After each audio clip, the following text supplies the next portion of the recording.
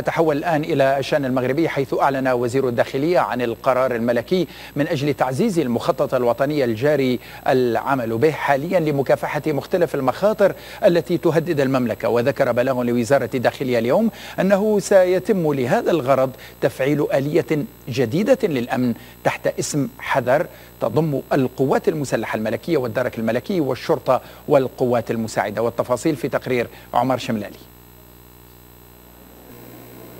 آلية جديدة للأمن سيتم تفعيلها بشكل تدريجي لدعم عمل مصالح الدولة في حماية المواطنين المغاربة والزوار الأجانب.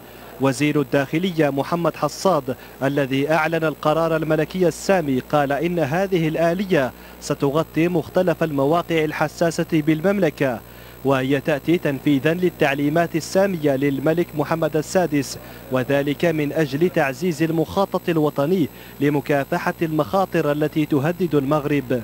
هذه الآلية المسماة حذر تضم القوات المسلحة الملكية والدرك الملكي والشرطة والقوات المساعدة. الإعلان عن هذه الآلية جاء بعد اجتماع بالدار البيضاء جمع وزير الداخلية ووزير التجهيز والنقل واللوجستيك والوزير المنتدب لدى وزير الداخلية ومسؤولين آخرين. اجتماع خصص لتدارس التدابير الأمنية المتخذة في مطار محمد الخامس بالدار البيضاء وبقية مطارات المملكة.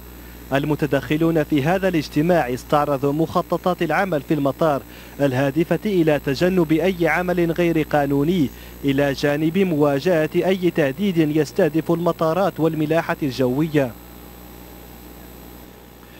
وللمزيد حول الموضوع ينضم إلينا مباشرة عبر الهاتف الأستاذ محمد بن حمو، رئيس المركز المغربي للدراسات الاستراتيجية. أستاذ بن حمو، مساء الخير. مساء النور. يعني أولا، هل من توضيحات أكثر حول فحوى هذا المخطط؟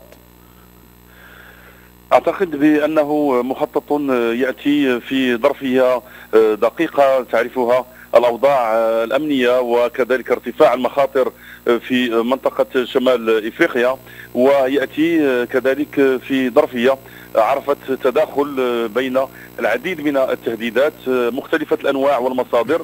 لذلك هذه الآلية هي فعلا لتعزيز التعاون وتقوية التعاون بين مختلف الأجهزة، وكذلك بناء آلية جديدة لمواجهة التهديدات والمخاطر بأشكالها المتنوعة.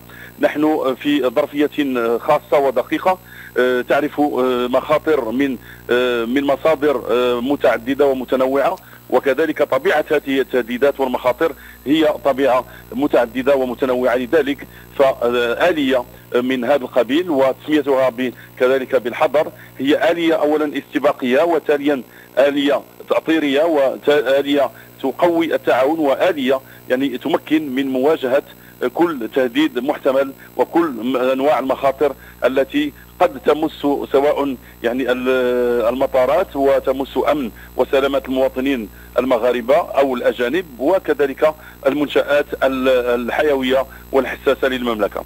طيب أستاذ بن حمو، يعني برأيكم ما هي العوامل التي تقف وراء تفعيل وتعزيز هذه الآلية الأمنية الجديدة؟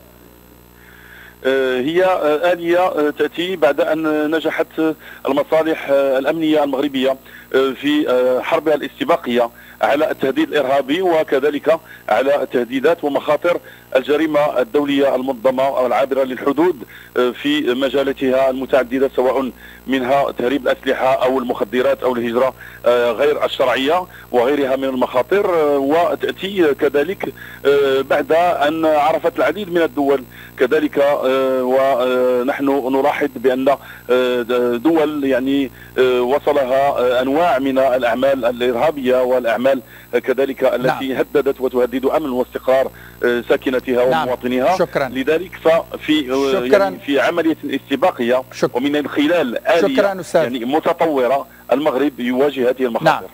شكرا جزيلا لك الأستاذ محمد بن حمو، رئيس المركز المغربي للدراسات الاستراتيجية.